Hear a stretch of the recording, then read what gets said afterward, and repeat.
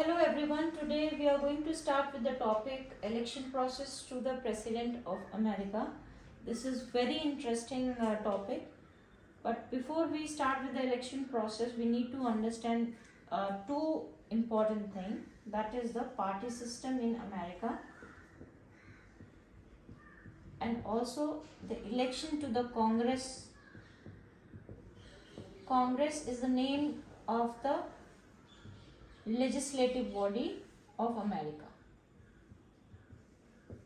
or we can also say parliament if we are in Indian context. Okay, America actually they have two party system wherein two types of party, that is the Republicans and Democrats, play a very major important role in all types of election.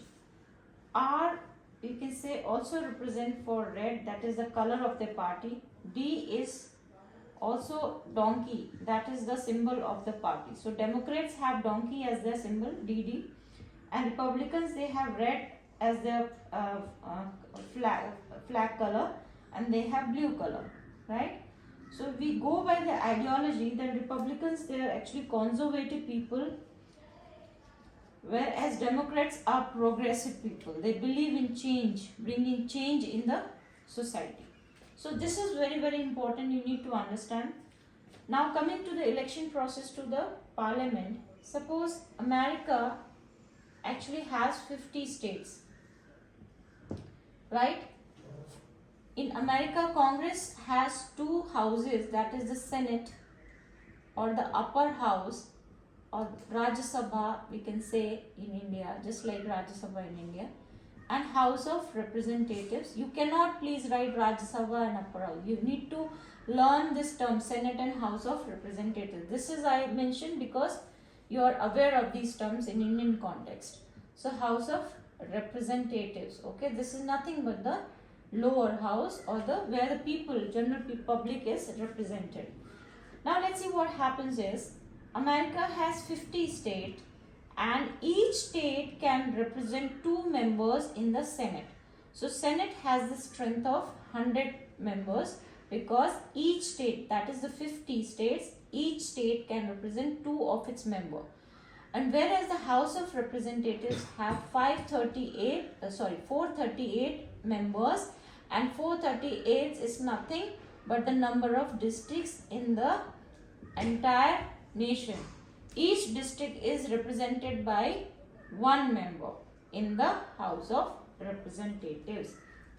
Getting my point? So this is the thing we need to know.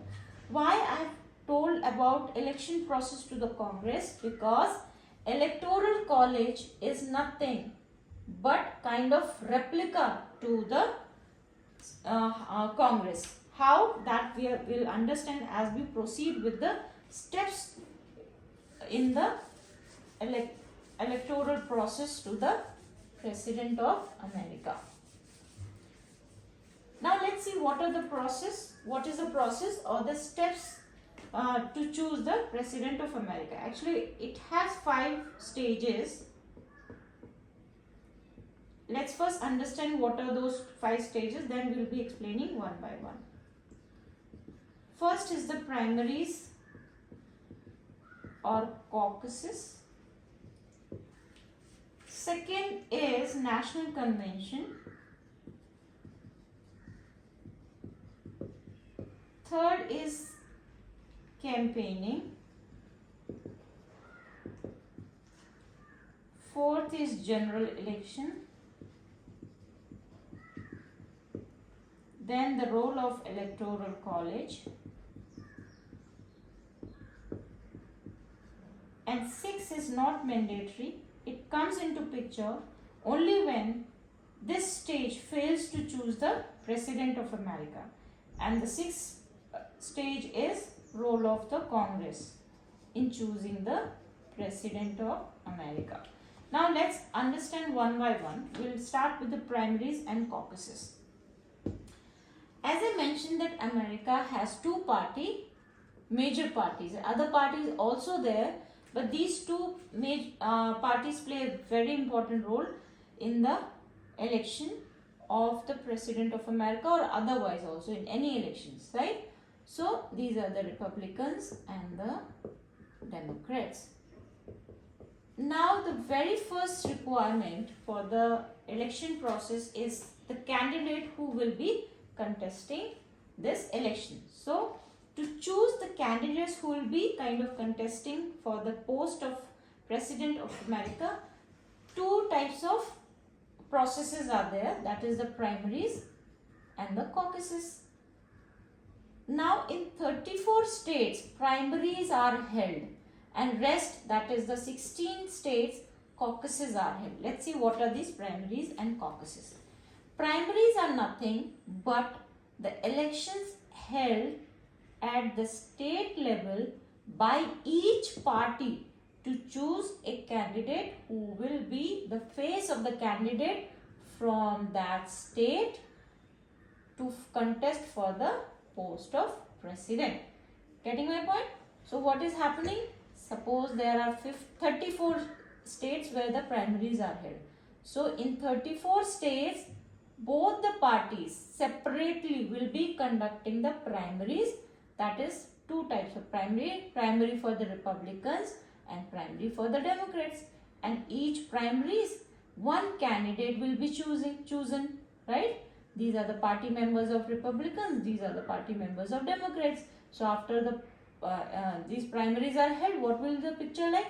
From state 1, 2 candidates, state 2, 2 candidates, state 3, 2 candidates. So in 34 states where the primaries are held, altogether kind of 68 candidates will come into picture who will be kind of contesting for the post of America. And these out of these 68, 34 will be representing the Republicans and rest will be representing the Democrats. Now let's see what is the caucuses.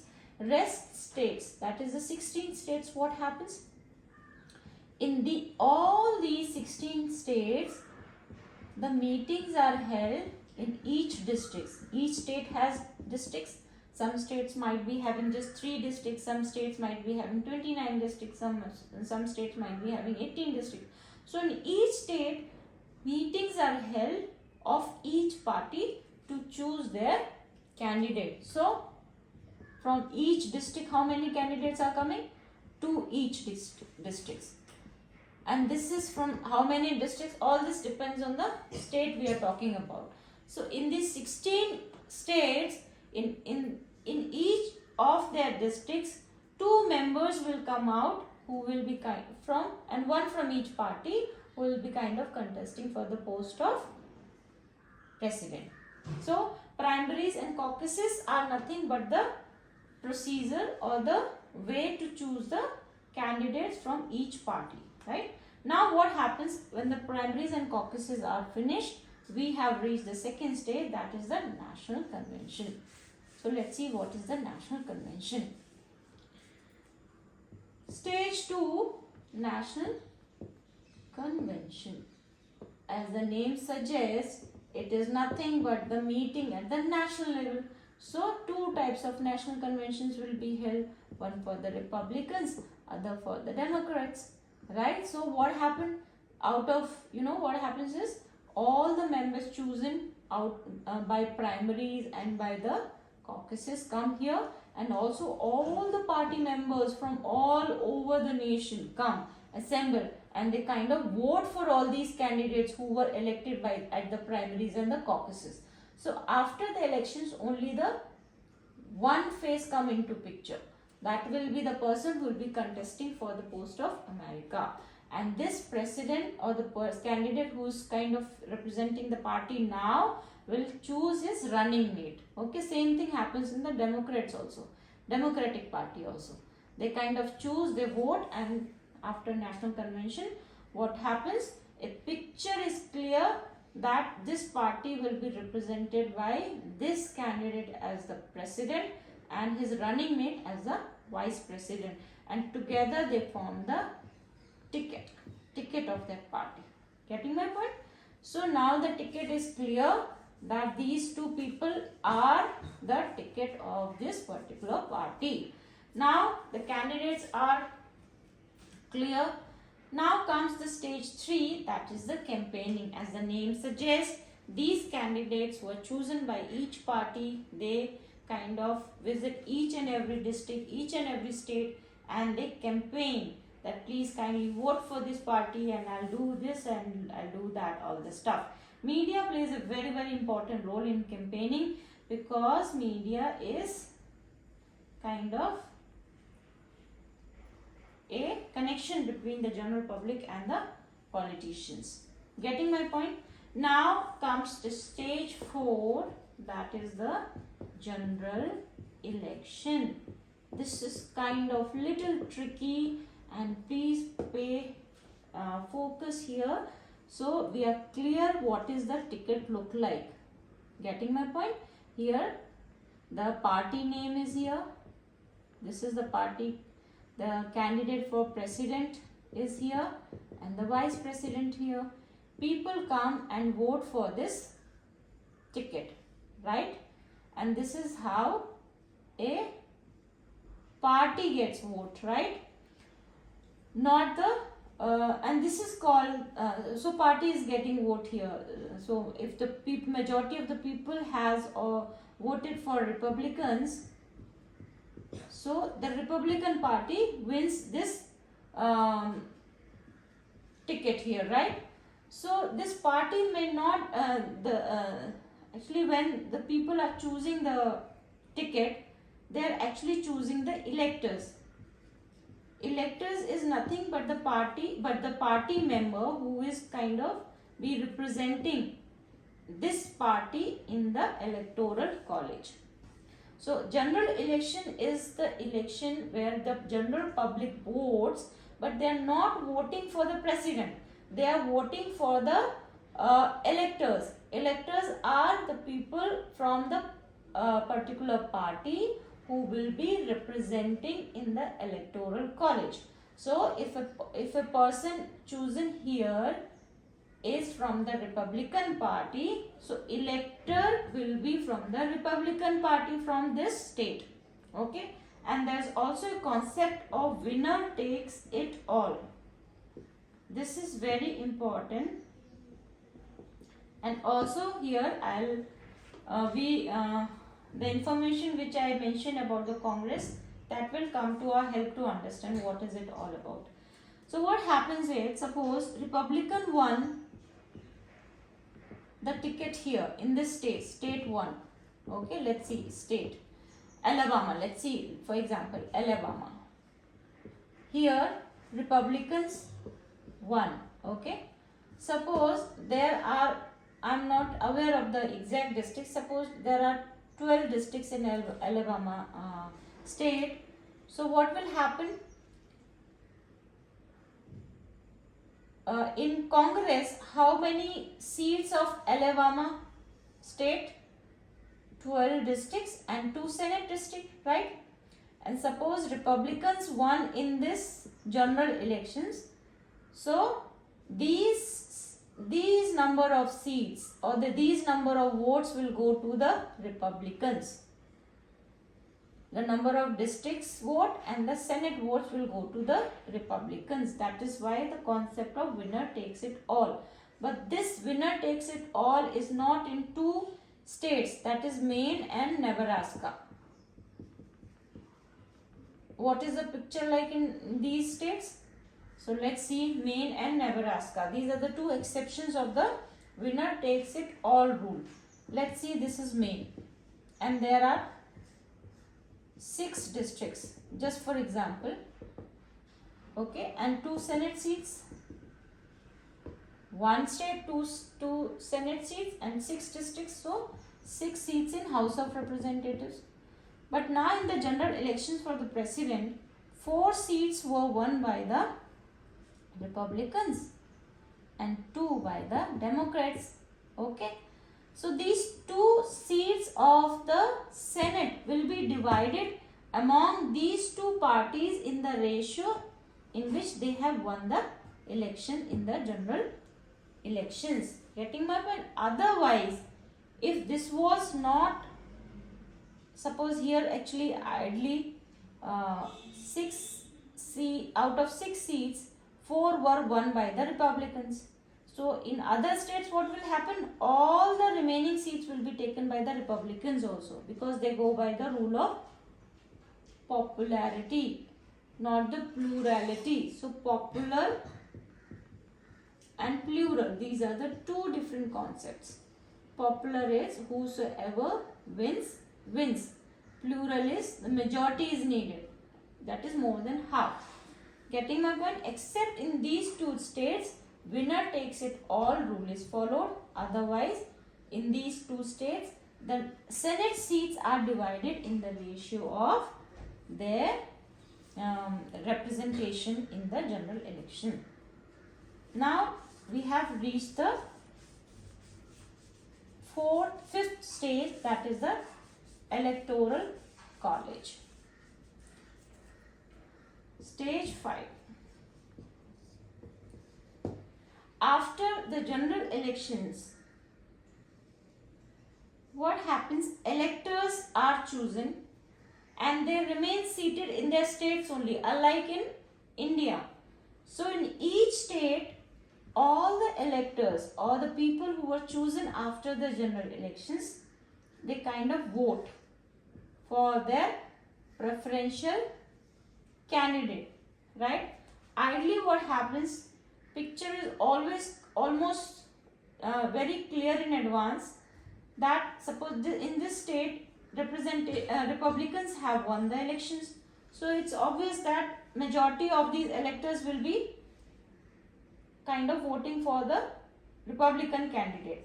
But sometimes what happens is, these electors, though they were kind of given the oath to vote for their own party candidate, they do not do so, because it's not unconstitutional to vote for any other party also. So that is the reason, and this happened in the Hillary and versus Trump election. Hillary actually won the general election or the popular vote, and Trump, he was the final winner, because at the electoral college some of the supporters of Hillary voted in favor of Trump, and the basic requirement here is that the candidate should have majority vote, majority or the plural vote. Let's understand this. So the strength of the Congress is 538, that is 100 for Senate and 438 each district, right?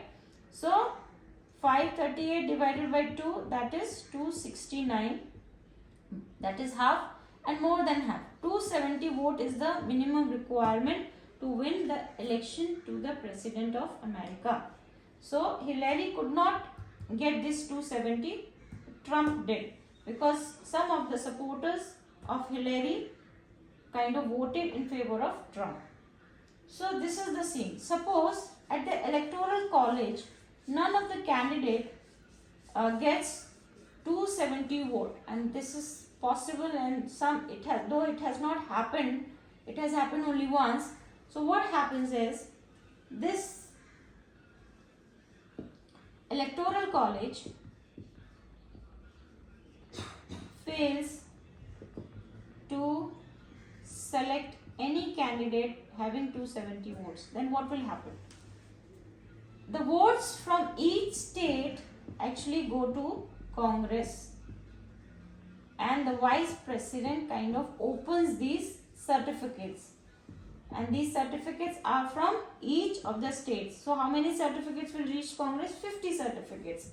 They are kind of forwarded to Vice President by the governor of each state. There everything is mentioned that these electors are voting for this particular party and all that stuff. So votes are counted in the Congress, and suppose none of the candidate gets 270 votes, then what will happen?